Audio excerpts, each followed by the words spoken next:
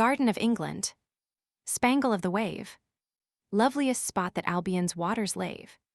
Hail, beauteous isle, thou gem of perfumed green, fancy's gay region, and enchantment scone. Here where luxuriant nature pours in frolic mood, her choicest stores, bedecking with umbrageous green and richest flowers the velvet scene, begirt by circling oceans swell, enriched by mountain, moor, and dell. Here bright Hygeia, queen of health, bestows a gift which bankrupts wealth. The Oxford student reflections on the close of a term. The invitation arrival at Southampton remarks the steamboat, advantages of steam voyage to the Isle of Wight. Southampton water the Solent Sea, and surrounding scenery marine villas, castles, and residences. West Cowsit's harbor and attractions. The Invalid, or the Convalescent, the Royal Yacht Club circular in rhyme aquatic sports, considered in a national point of view. A night on board the rover yacht, the progress of navigation, the embarkation, the soldiers, wife, sketches of scenery and characters, evening promenaders, excursions in the island. To Ride, Newport, Shanklin Chine, Bonchurch, the Needle Rocks, descriptive poetry. Morning, noon, and night, the regatta, the pilots review the race. Ball adieu to Vectes. The Oxford commemoration was just over, and the Newdigate laurels graced the brow of the victor. The L4L last concert, which brings together the scattered forces of alma mater on the eve of a long vacation, had passed off like the note of the signet. The rural shades of Christchurch meadows were abandoned by the classic gownsmen, and the aquatic sons of Brazennose and Jesus had been compelled to yield the palm of marine superiority to their more powerful opponents, the athletic men of Exeter. The flowery banks of Isis no longer presented the attractive evening scene, when all that is beautiful and enchanting among the female graces of Oxford sport like the houris upon its velvet shores, to watch the prowess of the college youth. The regatta had terminated with the term. Even the High Street, the usually well-frequented resort of prosing dons and dignitaries and gossiping masters of arts, bore a desolate appearance. Now and then, indeed, the figure of a solitary gownsman glanced upon the eye, but it was at such long and fearful intervals, and then, vision-like, of such short duration, that, with the closed oaks of the tradesmen and the woebegone faces of the starving scouts and bedmakers, a stranger might have imagined some ruthless plague had swept away, at one fell swoop, 2/3 of the population of Reticina. It was at this dull period of time that a poor student, having passed successfully the Scylla and Charybdis of an Oxonian's fears, the great go and little go, and exhausted by long and persevering efforts to obtain his degree, had just succeeded in adding the important academical letters to his name, when he received a kind invitation from an old brother Etonian to spend a few weeks with him in the Isle of Wight, the flowery seat of the Muses, said Horace Eglantine, the inviter, and the grove of Hygeia, the delightful spot, above all others, best calculated to rub off the rust of college melancholy, engendered by hard reading, invigorate the studious mind, and divest the hypochondriac of la maladie imaginaire. And where, said Bernard Blackmantle, reasoning within himself, is the student who could withstand such an attractive summons? Friendship, health, sports, and pleasures, all combined in the perspective, a view of almost all the blessings that render life desirable, the charm that binds man to society, the medicine that cures a wounded spirit, and the cordial which reanimates and brightens the intellectual faculties of the philosopher and the poet. In short, the health-inspiring draught, without which the o'ercharged spirit would sink into earth, a prey to black despondency, or linger out a wearisome existence only to become a gloomy misanthrope, being hateful to himself and obnoxious to all the world. With nearly as much alacrity as the lover displays when, on the wings of anticipated delight, he hastes to seek the beloved of his soul, did I, Bernard Blackmantle, pack up my portmanteau and make the best of my way to Southampton, from which place the steamboat conveys passengers, morning and evening, to and from the island. Southampton has in itself very little worthy the notice of the lover of the characteristic and the humorous, at least that I discovered in a few hours' ramble. It is a clean, well-built town, of considerable extent and antiquity, particularly its entrance gate, enlivened by numerous elegant shops, whose blandishments are equally attractive with the more fashionable magazines de modes of the British metropolis. The accommodations for visitors inclined to bathe or walk have been much neglected, and the vapors arising from its extended shores at low water are, in warm weather, very offensive.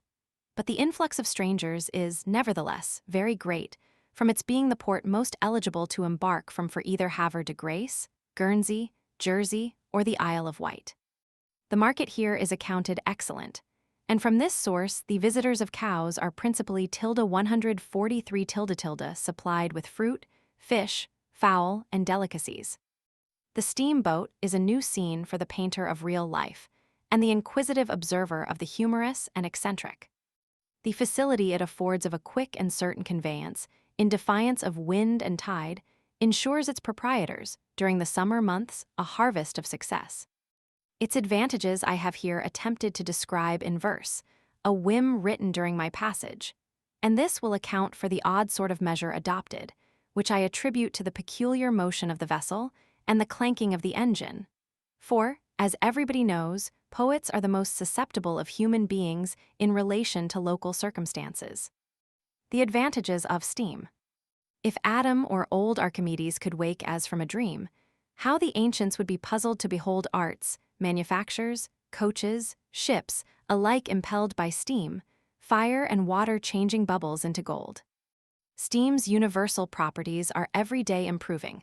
All you eat, or drink, or wear is done by steam, and shortly it will be applied to everything that's moving, as an engine's now erecting to write novels by the ream.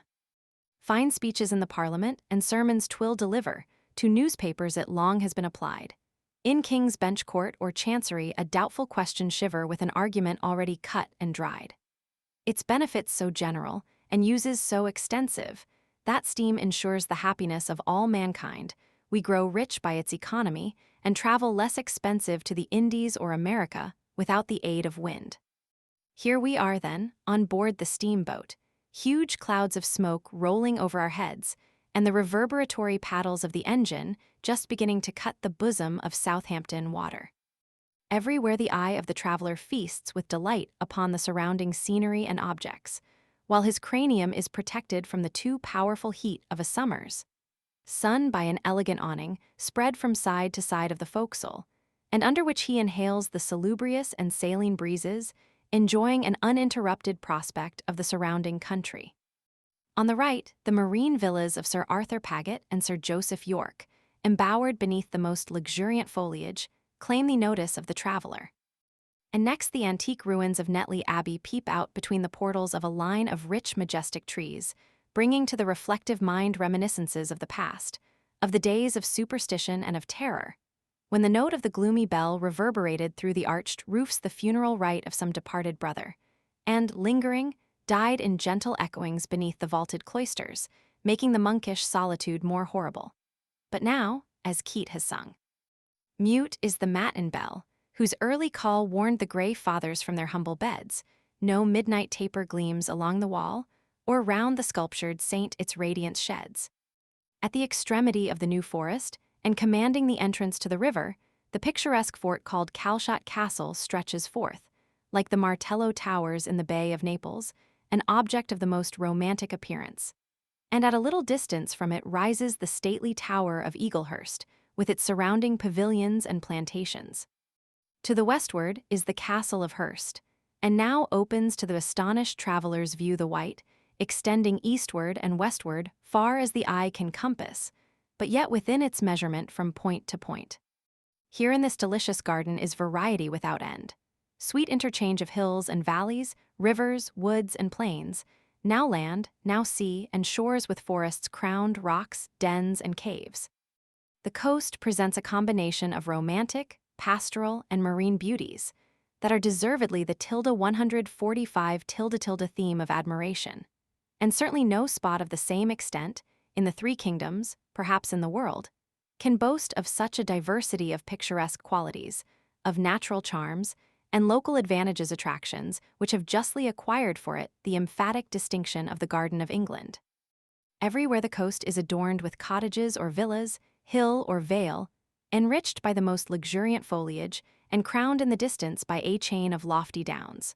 While in front the coasts of Gosport and Portsmouth, and that grand naval station for England's best bulwarks, Spithead, present a forest of towering masts and streamers, which adds much to the natural grandeur of the scene.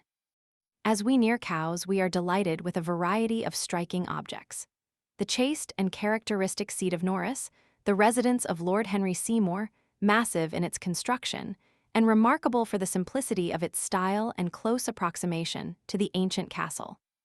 On the brow of the hill, the picturesque towers of East Cowes Castle rise from a surrounding grove and present a very beautiful appearance, which is materially increased upon nearer inspection by the rapid spread of the deep-hued ivy clinging to its walls, and giving it an appearance of age and solidity, which is admirably relieved by the diversity of the lighter foliage. On the other side projects from a point westward Cowes Castle, the allotted residence of the governor, but now inhabited by the Marquis of Anglesey and his family, to whose partiality for aquatic sports cows is much indebted for its increasing consequence and celebrity. The building itself, although much improved of late, is neither picturesque nor appropriate, but the adjoining scenery, and particularly the marine villas of Lord Grantham and the late Sir J. C.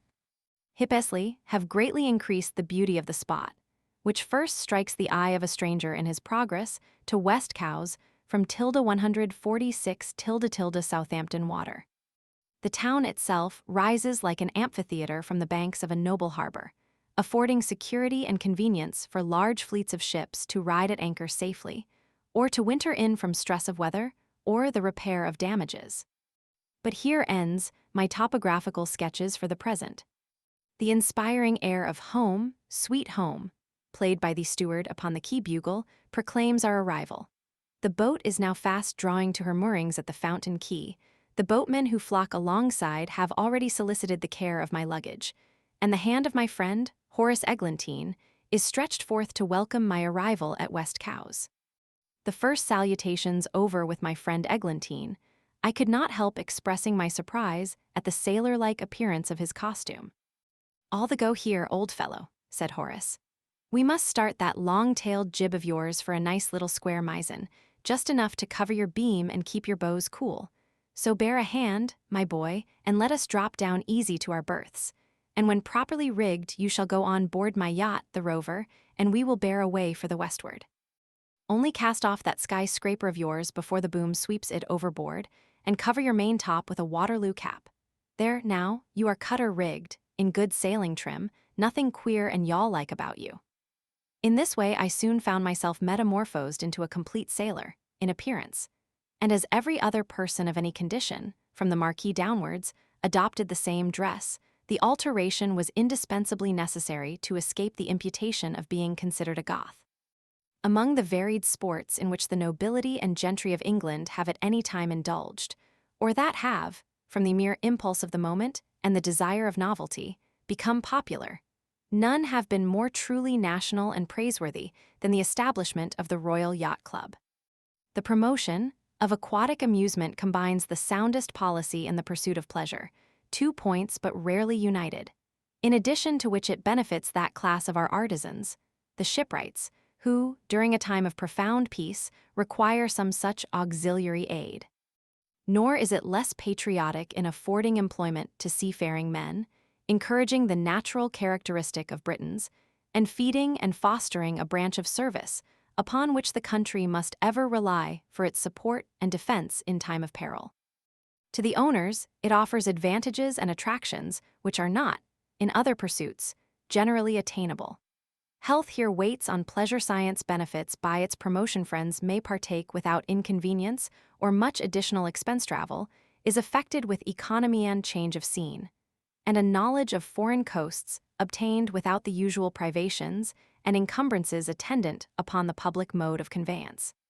By a recent regulation, any gentleman's pleasure yacht may enter the ports of France, or those of any other power in alliance with England, exempted from the enormous exactions generally extorted from private and merchant vessels, as harbor and other dues privilege of no mean consequence to those who are fond of sailing. In addition, there are those, and of the service too, who contend that since the establishment of the Royal Yacht Club, by their building superior vessels, exciting emulation, and creating a desire to excel in naval architecture, and also by the superiority of their sailing, the public service of the country has been much benefited, particularly as regards our lighter vessels, such as revenue cutters and cruisers. This club, which originated with some gentlemen at Cowes in the year 1815, now comprises the name of almost every nobleman and gentleman in the kingdom who keeps a yacht, and is honored with that of the sovereign and other members of his family. 148 as its patrons. Cowes Harbor is the favorite rendezvous, and here in the months of July and August may be seen above 100 fine vessels built entirely for purposes of pleasure, and comprising every size and variety of rigging, from a ship of 300 tons burthen to the yawl of only 8 or 10.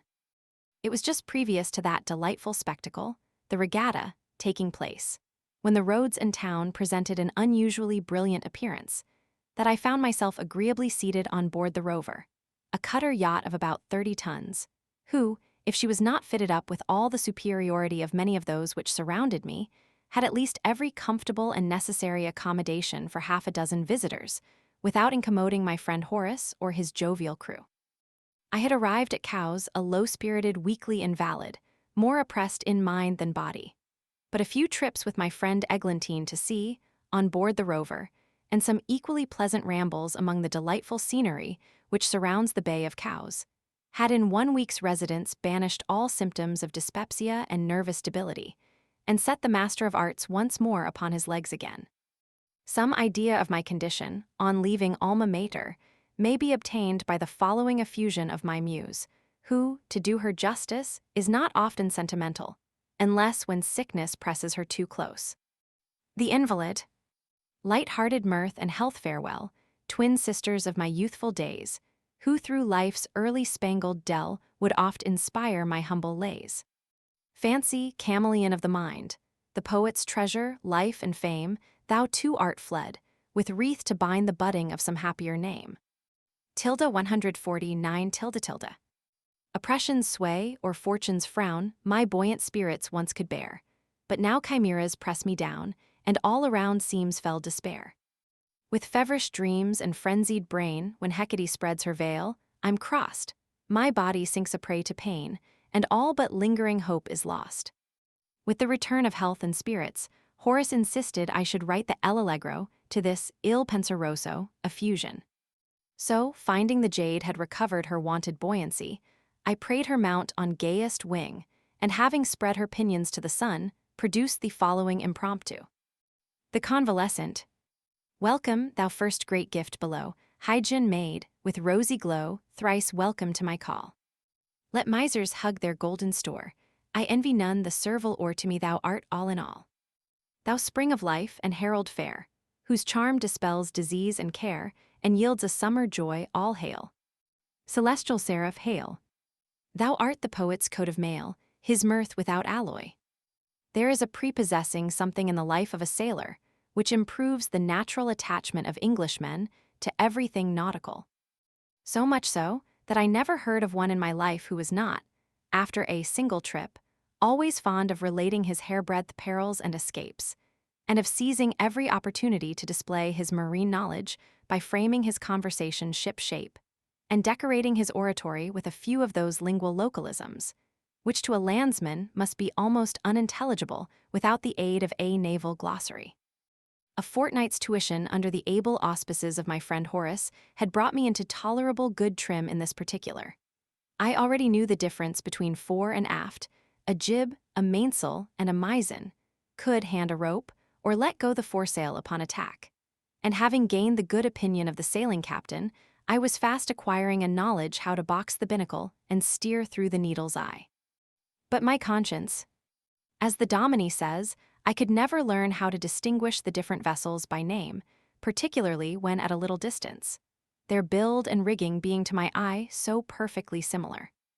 In all this, however, my friend Horace was as completely at home as if he had studied naval architecture at the college. The first glance of a vessel was quite enough for him.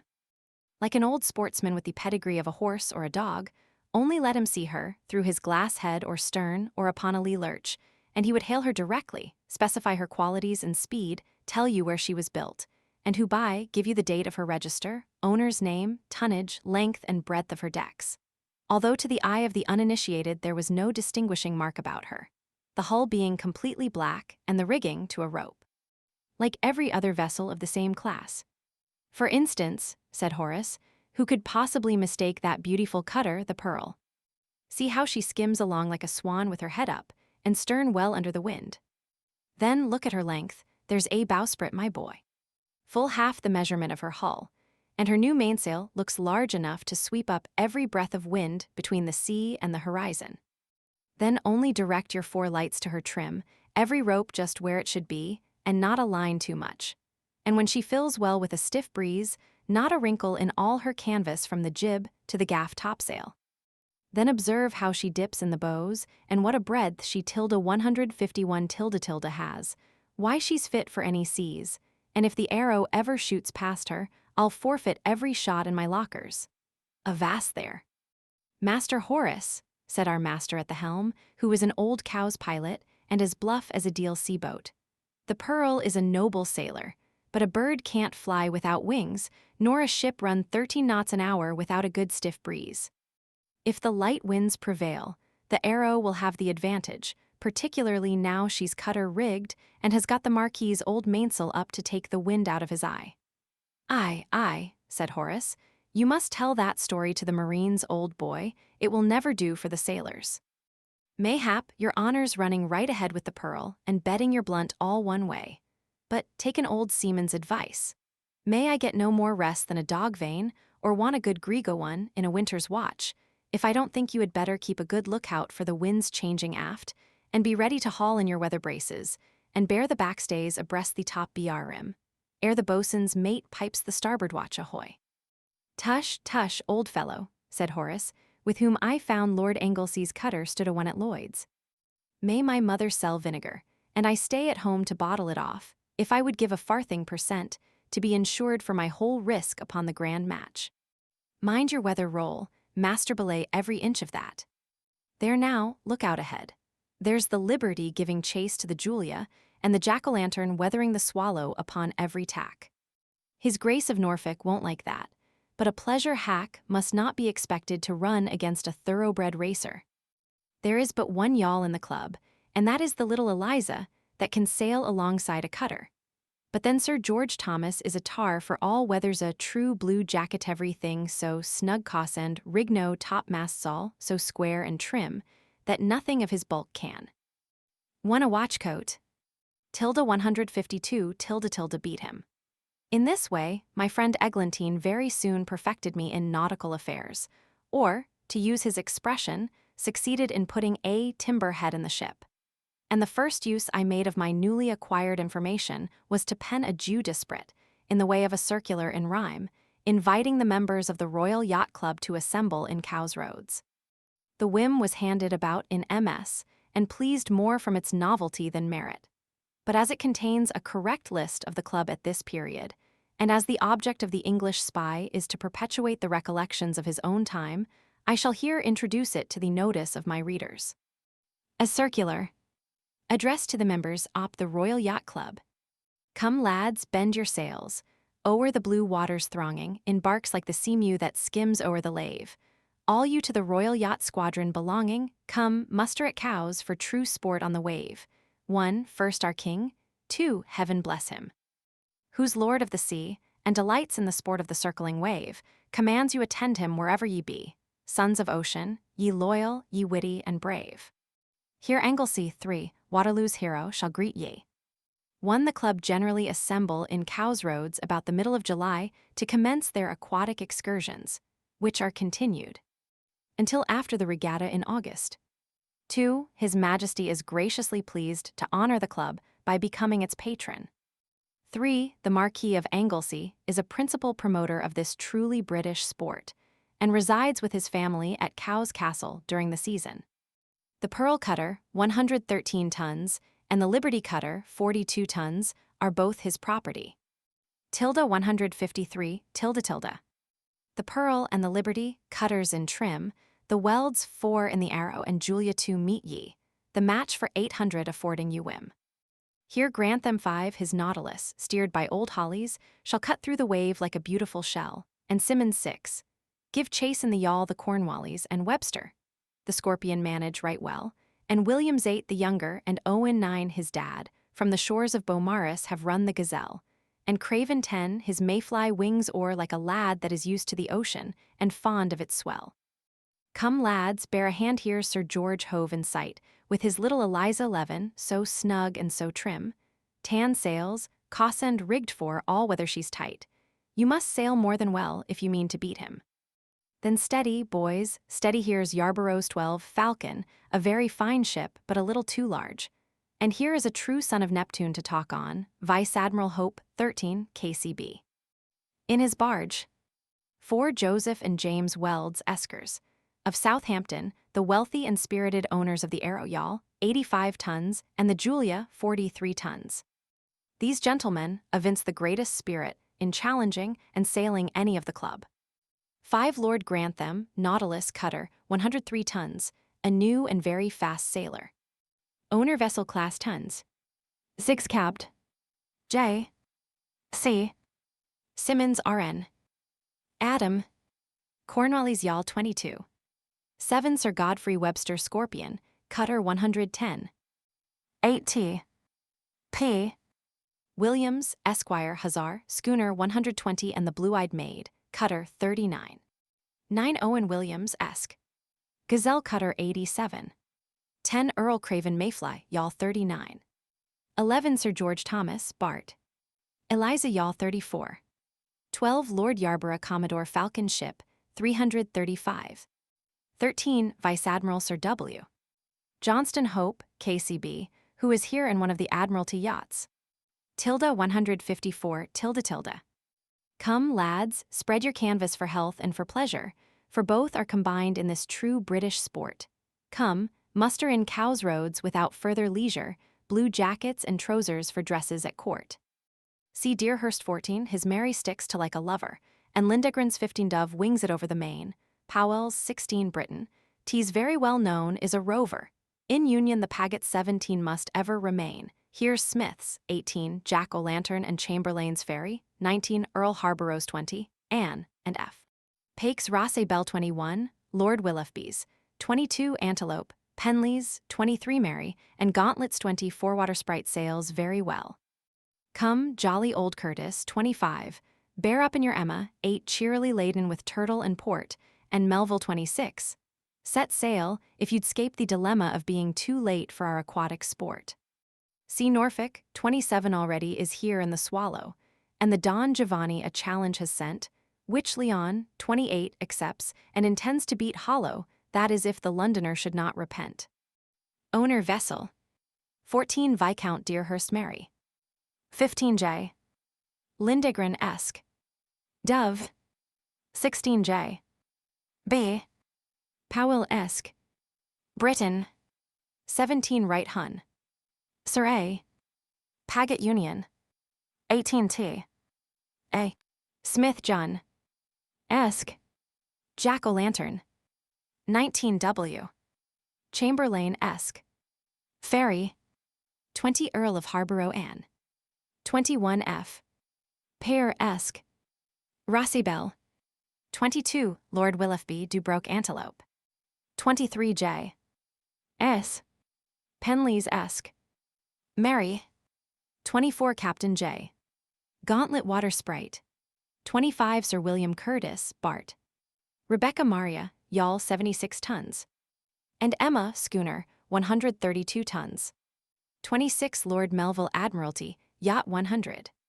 27 Duke of Norfolk Swallow, yawl 124. 28 Captain Edmund Leon, the polar navigator, had just launched the Queen Mab. Tilda 155 tilde. But look, what a crowd of fine yachts are arriving. The Elizabeth, 29, Unicorn 30, Signet 31 and Jane 32. The Eliza, Sabrina 33, Madara 34, all striving to beat one another as coursing the main. A fleet of small, too, at anchor are riding. The Margaret 35, Sapphire 36, the Molly 37 and Hind 38. The Orion 39 and Dormouse 40 and Jeannette 40, one abiding the time when each vessel shall covet the wind. Then, boys, bend your sails and weigh for our regatta. We've a sylph, 42, and a rambler 43, and a merry maid 44, a siren 45, a cherub 46, a charlotte 47, and at her a corsair 48, who looks as if nothing afraid. Here the Lord of the Isles 49, and freebooter Rob Roy 50, by a Will O, the Wisp 51, are led over the deep. 29J. Fleming-esque. Elizabeth. 30H. Perkins-esque. Unicorn. 31J. Reynolds-esque. Signet. 32 Hun. William Hare Jane. 33 James Maxey-esque. Sabrina. 34H. Hopkins-esque. Madera. 35 Hun. William Wight Margaret. 36 James Dundas-esque. Sapphire. 37 Lieutenant Colonel Harris Charming Molly. 38 Capt. Herringham R.N. Hind. 39 James Smith-esque. Orion. 40 P. Peach-esque. Dormouse. 41 Capt. C. Windham R.N. Jeanette. 42 R. W. Newman-esque. Sylph. 43 J. A. Durand-esque. Jolly Rambler. 44 Joseph Gulston-esque. Merry Maid. 45 T. Lewin-esque. Siren. 46 T. Challen-esque. Cherub. 47 John Vassal-esque.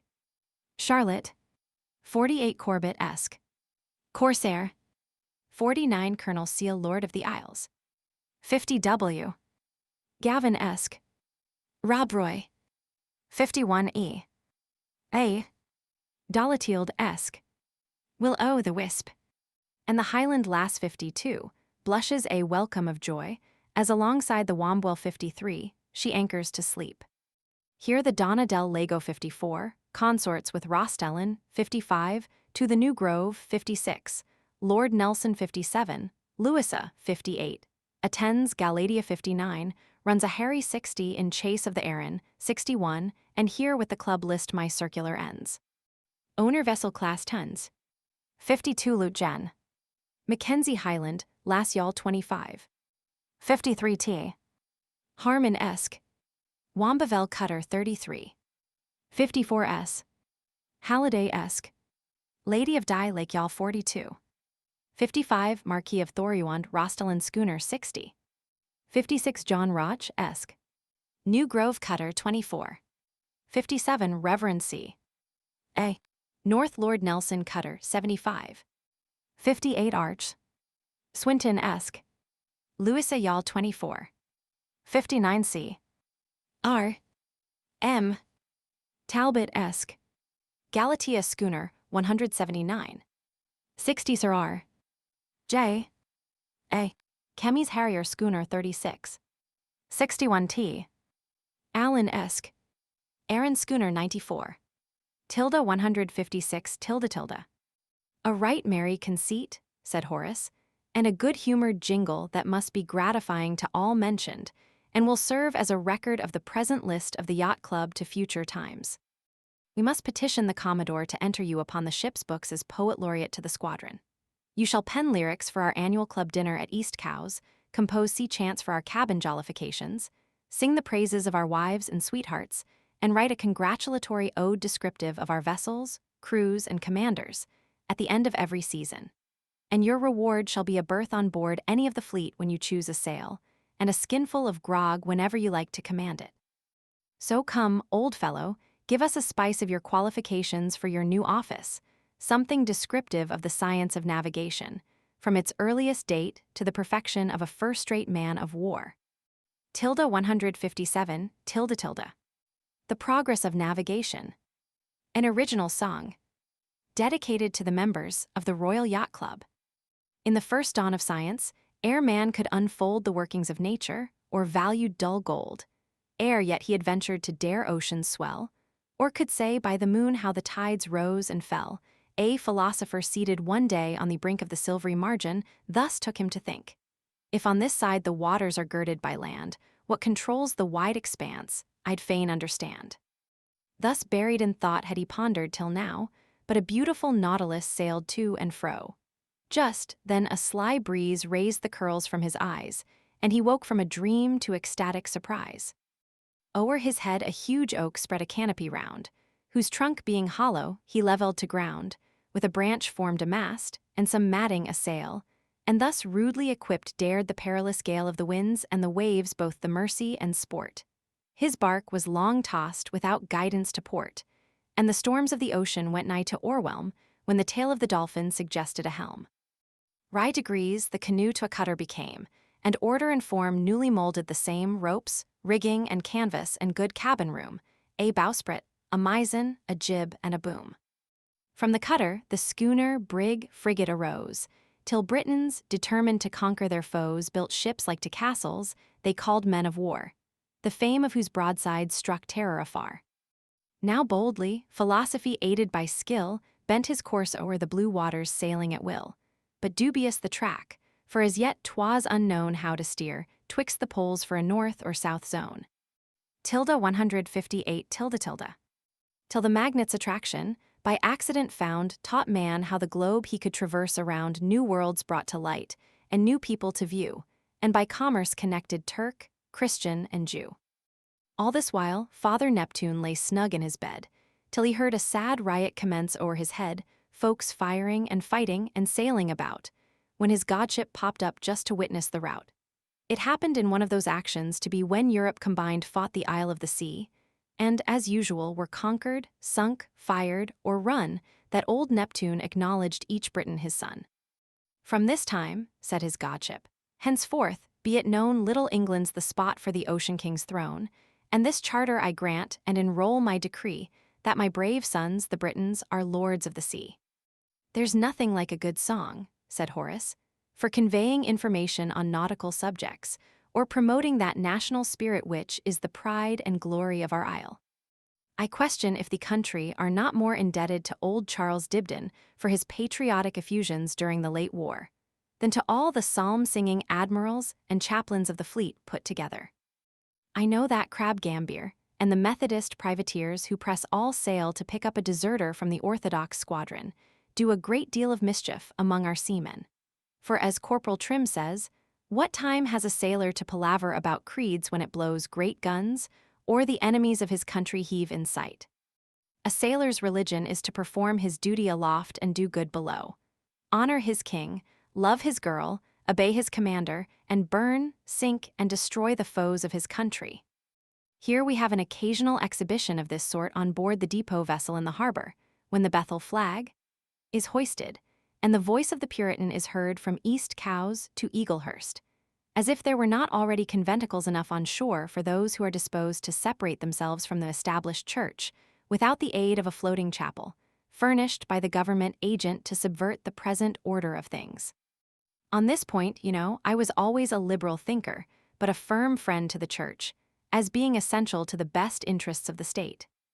An old college chum of ours, who has been unusually fortunate in obtaining ecclesiastical preferment, thought proper to send me a friendly lecture in one of his letters the other day on this subject, to which I returned the following answer and put an end to his scruples, as I think, forever. I have entitled it, The Universalist, to a friend who questioned the propriety of his religious opinions. You ask what creed is mine, and where I seek the Lord in holy prayer. What sect I follow?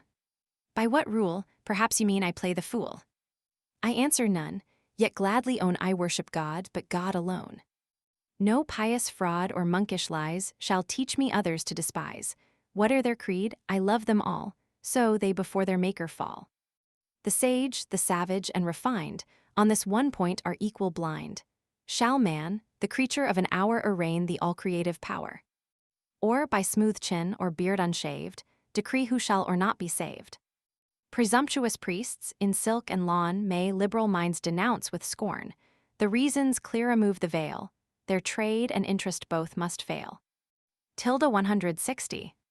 I hold that being worse than blind, where bigotry usurps the mind, and more abhor him who for pelf denouncing others, damns himself.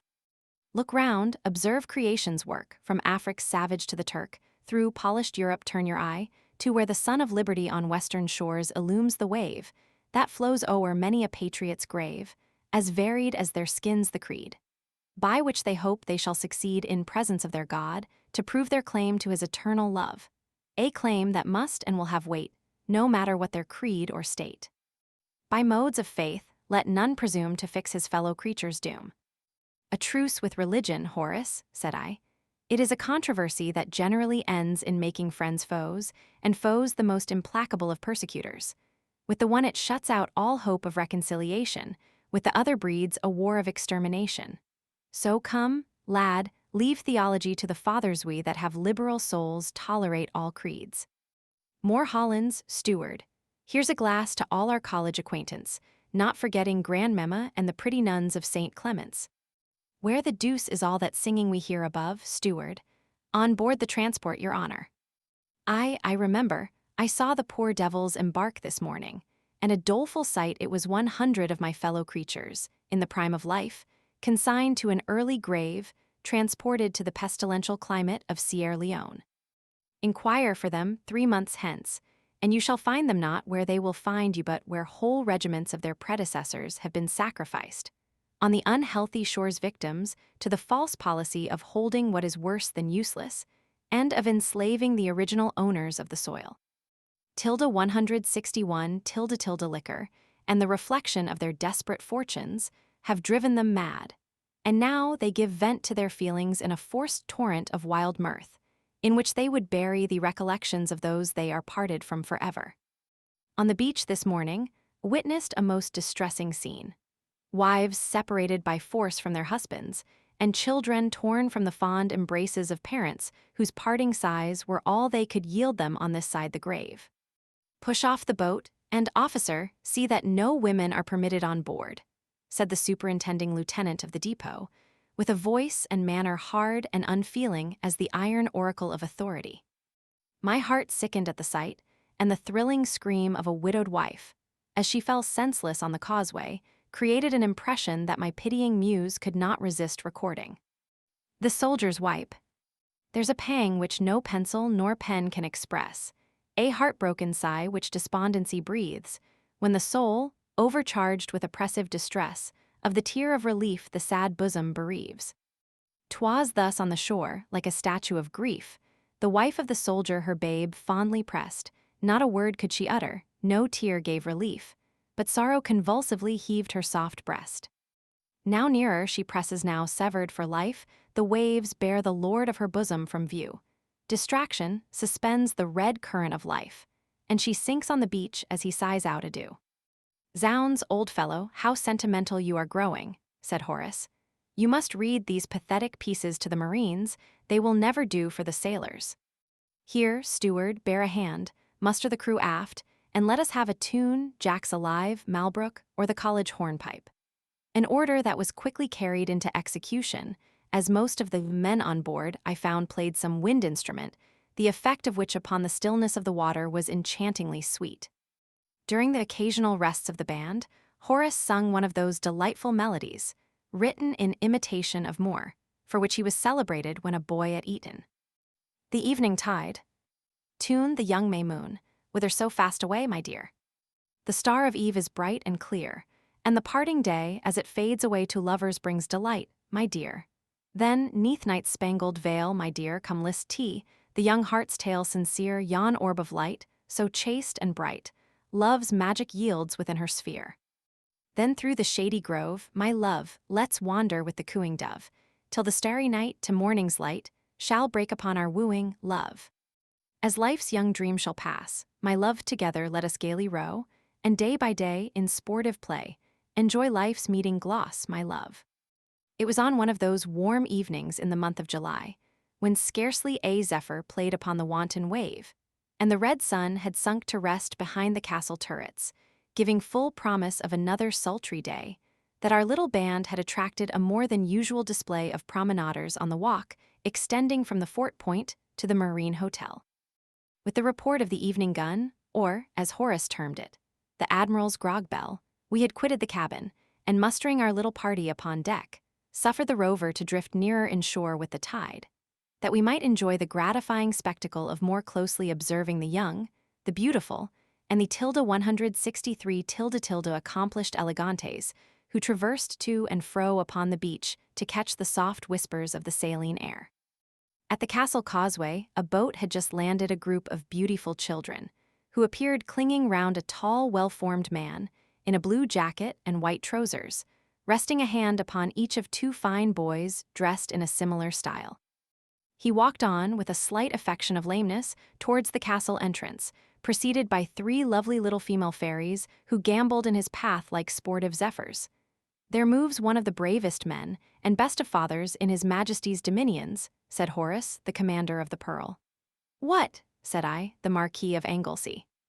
"The same who here seeks retirement in the bosom of his family, and without ostentation enjoys a pleasure, which, in its pursuit, produces permanent advantage to many, and enables others, his friends and relations, to participate with him in his amusements. We are much indebted to the Marquis for the promotion of this truly British sport, who with his brothers, Sir Charles and Sir Arthur, were among the first members of the Royal Yacht Club."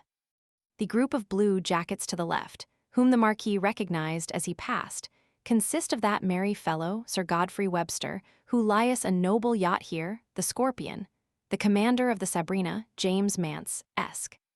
Another jovial soul, the two Williamses, father and son, who have both fine yachts in our roads, Sir Charles Sullivan, and the polar navigator, Captain Leon, who has just launched a beautiful little boat called the Queen Mab, with whom he means to bewitch the Don Giovanni of London. Who is that interesting female leaning over the railings in front of the Gothic house, attended by a dark, pensive-looking swain with a very intelligent countenance? Methinks there is an air of style about the pair that speaks nobility, and yet I have observed they appear too fond of each other's society to be fashionables. That is the delightful Lady F. L. Gower and her lord. I thought you would have recognized that star instantly, from the splendid picture of her by Lawrence, which hangs in the Stafford Gallery at Cleveland House. The elegant group pacing the lawn in front of the castellated mansion, on this side of Lord Gower, is the amiable Countess of Craven and her family. The Earl, that generous and once merry-hearted soul, I lament to hear, is a victim to the gout. But it is hoped a few trips on board the Mayfly will restore him to health and the enjoyment of his favorite pursuit. "By my soul, Horace," said I, "here comes a splendid creature, a very divinity, my boy. I faith just such a woman as might melt the heart of a corsair." "By my honor, you have hit the mark exactly," replied Eglantine, "for she is already the corsair's bride, and Corbett feels, as he ought to do, not a little proud of his good fortune." The raven-haired graces accompanying that true son of Neptune, Sir George Thomas, are daughters of the baronet, and, report says, very accomplished girls. Now by all that's fascinating and charming, hither comes the beautiful Miss Seymour, Mrs. Fitzherbert's protégée, and His Majesty's little Petten appellation I have often heard him salute her by. The magnificent-looking belle by her side is a relation, the charming Mrs. Seymour, acknowledged to be a star of the first magnitude in female attractions. The three portly-looking gentlemen, whose grog-blossomed visages speak their love of the good things of this world, are the Admirals Scott and Hope, and that facetious of all funny senators, Sir Isaac Coffin. If you are an admirer of the soft and the sentimental, of the loving kindling eye and Madonna-like expression of countenance, observe that band of Arcadian shepherdesses in speckled dresses, yonder Bristol diamonds of the first and purest tilde 165 tilde tilde water, I assure you. And their respected father, the wealthy proprietor of Miles's Court, Bristol, may well be delighted with his amiable and beauteous daughters. The little dapper-looking man in the white hat yonder is the liberal, good-tempered Duke of Norfolk, and the dashing roué by his side, the legitimate heir to his title, is the Earl of Surrey, whose son, the young Baron of Mowbray, follows hand in hand with Captain Wollaston, an old man-o'-war's man, who sails the Swallow cutter. The female group assembled in front of the king's house are the minor constellations from East Cowes, and the congregated mixture of oddities who grace the balconies of the Pavilion boarding house comprise every grade of society from the Oxford invalid to the retired shopkeeper, the Messieurs Newcomes of the island. A rich subject for a more extended notice, said I, when on some future occasion I visit Margate or Brighton, where the diversity of character will be more numerous, varied, and eccentric than in this sequestered spot. As the evening advanced, the blue-eyed maid of heaven spread forth her silvery light across the glassy surface of the deep, yielding a magic power to the soul-inspiring scene, and, by reflection, doubling the objects on the sea, whose translucent bosom scarcely heaved a sigh or murmured forth a ripple on the ear. And now, amid the stillness of the night, we were suddenly amused with the deep-sounding notes of the key bugle reverberating over the blue waters with most harmonious effect. "We are indebted to that mad wag, Ricketts, for this unexpected pleasure," said Horace. "He is an amateur performer of no mean talent, and delights in surprising the visitors in this agreeable manner." "Rover, ahoy!" hailed a voice from the shore. Off went our boat, and on its return brought an accession to our party of half a dozen right merry fellows, among whom was that choice spirit, Henry Day, whose facetious powers of oratory and whim are 166 universally esteemed, and have often afforded us amusement, when enjoying an evening among the eccentrics of London and the brilliants of the press, who assemble for social purposes at the Wrekin. The Days are too well known and respected as a family of long standing in the island to require the eulogy of the English spy. But to acknowledge their hospitality and kindness, he penned the following tribute ere he quitted the shores of Vectes. Love, Law, and Physic. In Vectes Isle 3 happy days by any may be seen. First, James, who loves by social ways to animate mirths seen an honest lawyer Henry, next with speech and bottle plies you, and when by fell disease perplexed, Charles physics and revives you. Love, Law, and Physic, here combined to claim the poet's praise, may fortune's sunbeams ever shine on 3 such worthy days. A few more songs, and a few more grogs brought on the hour of 10.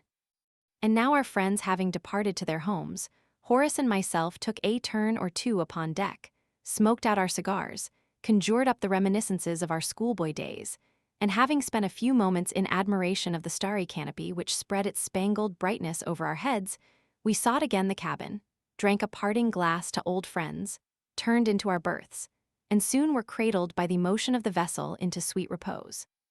The events of the former evening, the novelty of the scene, and, above all, the magnificence of nature, as she appeared when viewed from sea, in her diurnal progress through the transition 167 of morning, noon, and night, all inspired my muse to attempt poetic sketches of the character of the surrounding island scenery.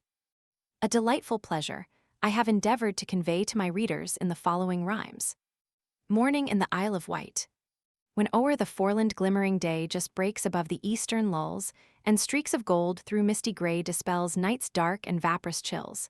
Then, when the landsman gins to mow the perfumed crop on grounds above, and sailors chant the yo, heave yo, then young hearts wake to life and love.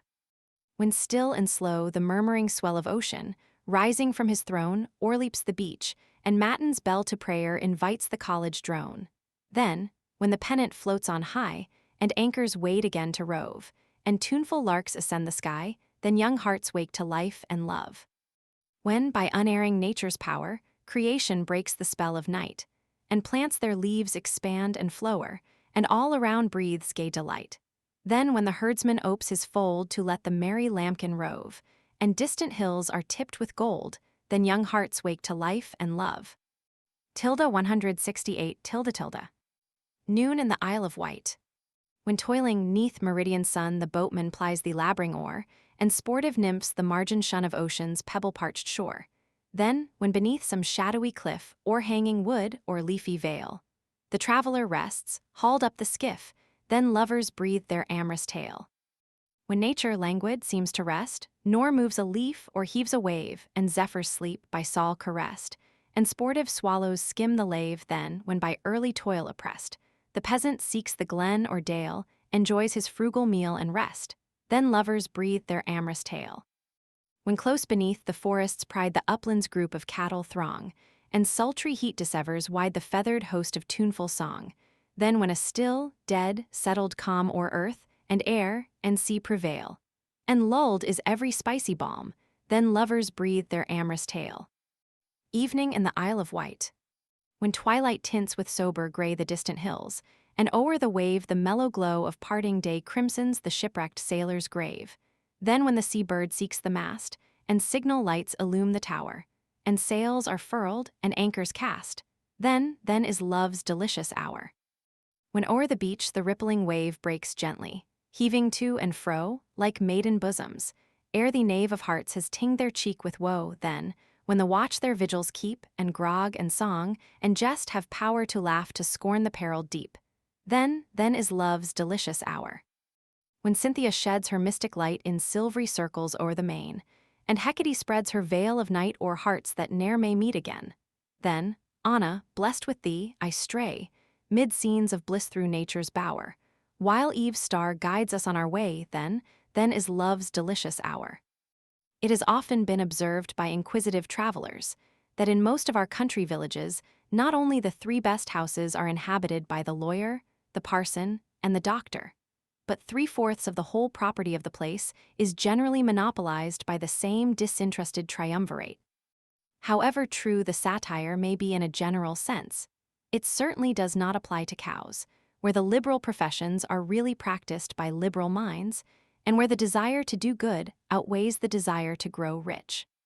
But the good people of cows are not without their nabobs. For instance, the eastern shores of the river are under the dominion of Lord Henry Seymour and Mr. Nash, who there rule over their humble tenantry with mild paternal sway. On the western side, the absolute lords of the soil are Messrs. Bennett and Ward, the first, like other great landed proprietors, almost always an absentee, and the last somewhat greedy to grapple at everything within his reach. "Who does that fine park and mansion belong to?" said a stranger, surveying northward from the summit of the hill. "King George," replied the islander. "And who owns the steamboats which I now see arriving?" "King George," reiterated the fellow. "And who is the largest proprietor of the surrounding country?" "King George." "Indeed," said the stranger, "I was not aware that the crown lands were so extensive in the Wight. Have you much game?" Ease. "And who is the lord of the manor?" "King George." "And these new roads I see forming, are they also done by King George?" Ease. "He ought to gie us a few new ones, I think, becase I's sure he's stopped up anew of our old ones." "What, by some new enclosure act, I suppose?" Nay, by some old foreclosure acts, I expect." "Why, you do not mean to say that our gracious sovereign is a money-lender and mortgagee?" "No, but our ungracious king be and a money-maker too." "Fellow, take care, you are committing treason against the Lord's anointed."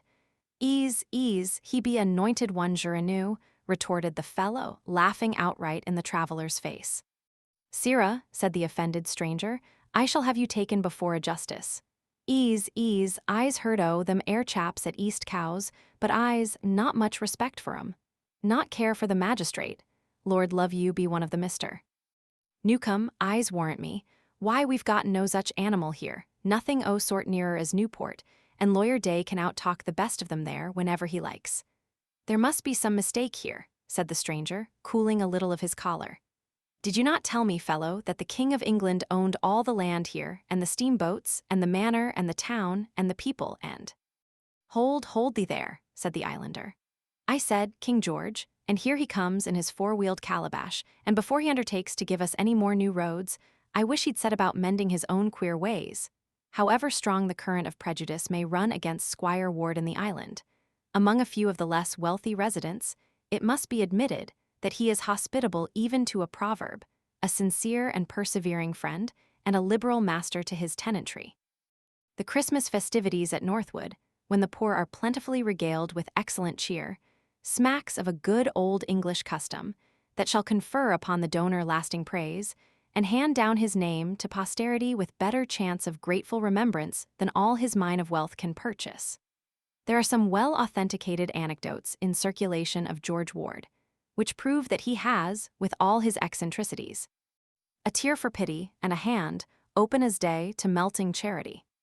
To his enterprising spirit cows is indebted for much of its present popularity, the facility of traveling to and from the island being greatly aided by the steamboats, his property, from Portsmouth and Southampton.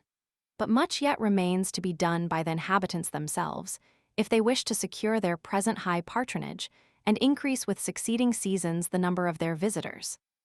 The promenade, admirably situate for the enjoyment of the C-172 breeze, and the delightful spectacle of a picturesque harbor filled with a forest of beautiful pleasure yachts, is of an evening generally obstructed by the assemblage of a juvenile band of both sexes, of the very lowest description, who render it utterly impossible for the delicate ear of female propriety to hazard coming in contact with their boisterous vulgarities. The beautiful walk round the castle battery is wholly usurped by this congregated mass of rabble. And yet the appointment of a peace officer, a useful animal I never once saw at Cowes, would remove the objection, and preserve a right of way and good order among the crowd that would at least render it safe, if not pleasant, to traverse the extended shore.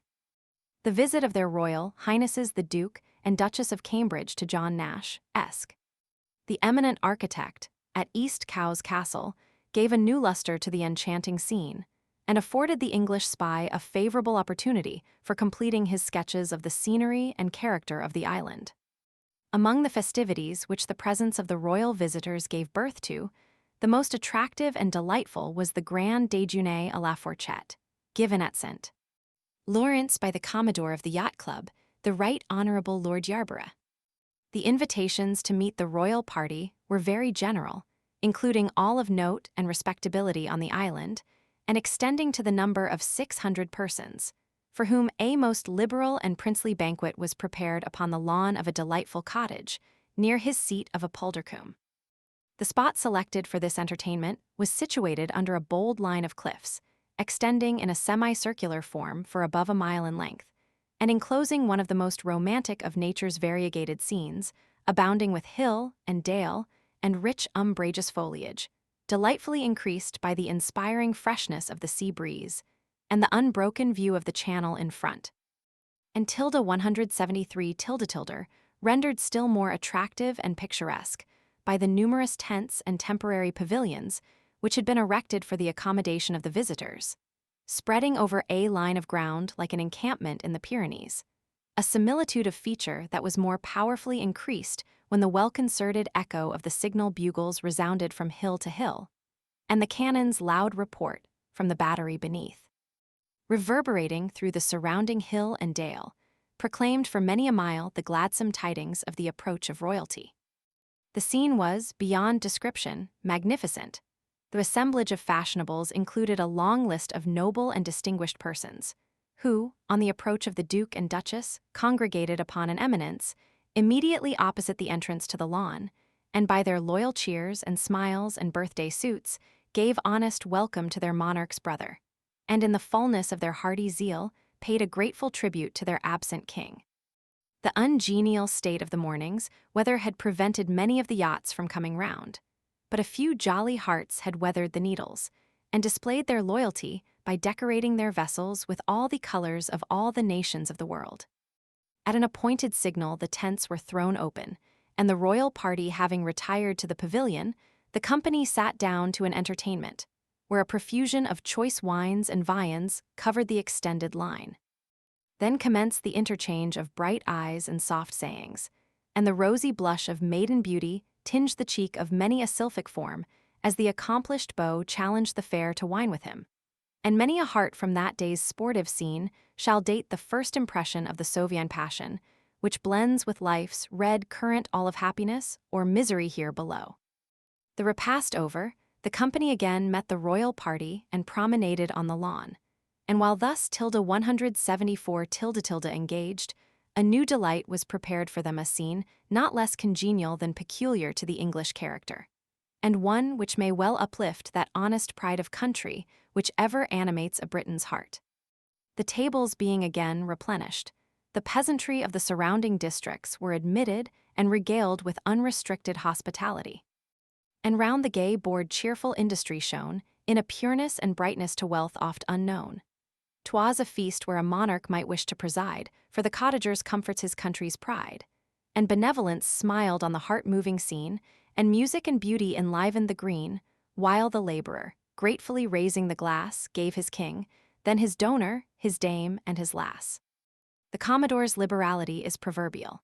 He had sold his old yacht, the Falcon, and the new vessel was not likely to be launched this season, Yet he would not forgo the pleasure of a grand fete, and as it could not be given on board his own ship, according to annual custom, he seized upon this opportunity of the royal visit to unite loyalty and friendship under one banner, and it must be recorded that he displayed an excellence of arrangement which left no wish ungratified.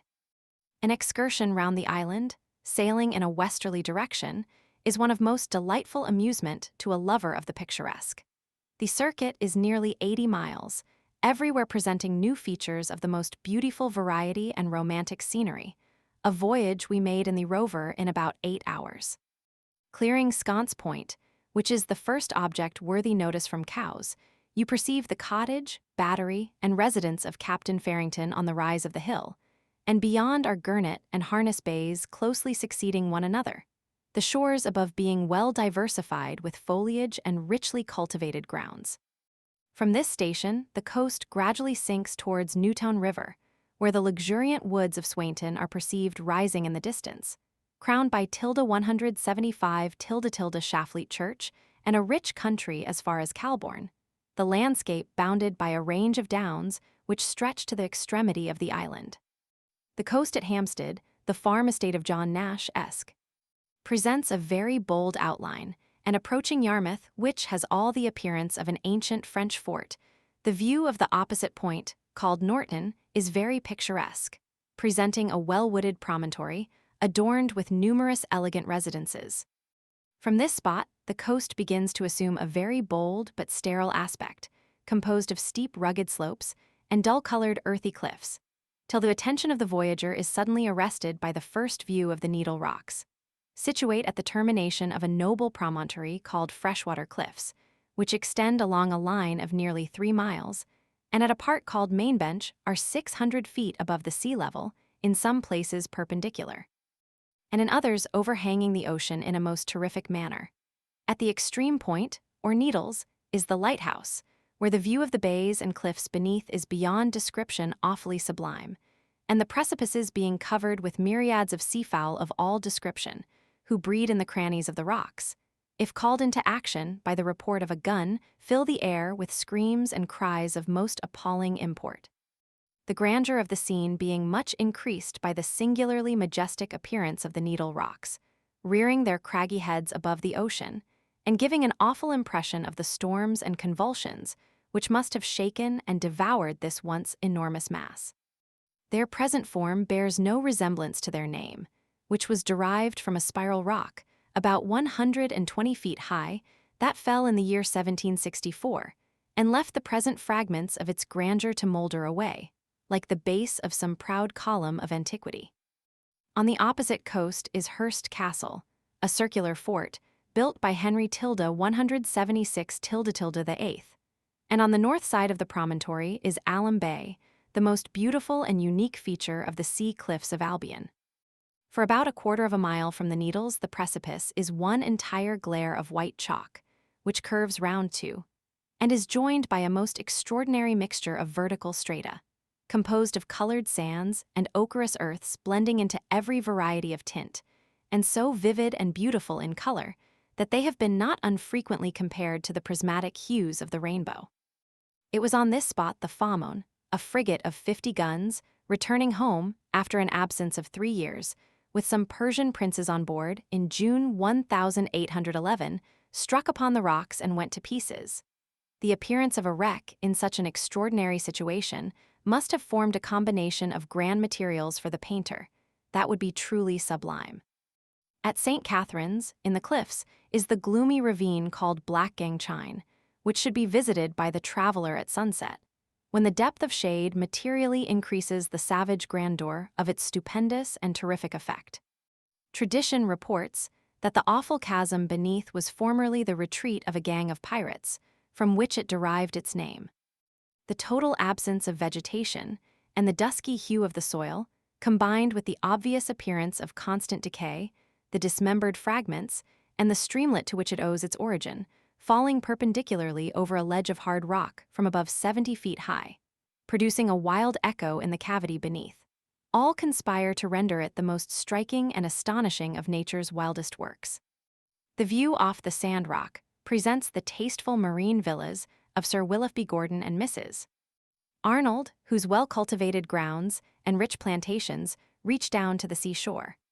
St. Lawrence brings to view the romantic cottage of Lord Yarborough, succeeded by Steep Hill, the lovely retreat of the late Earl Dysart.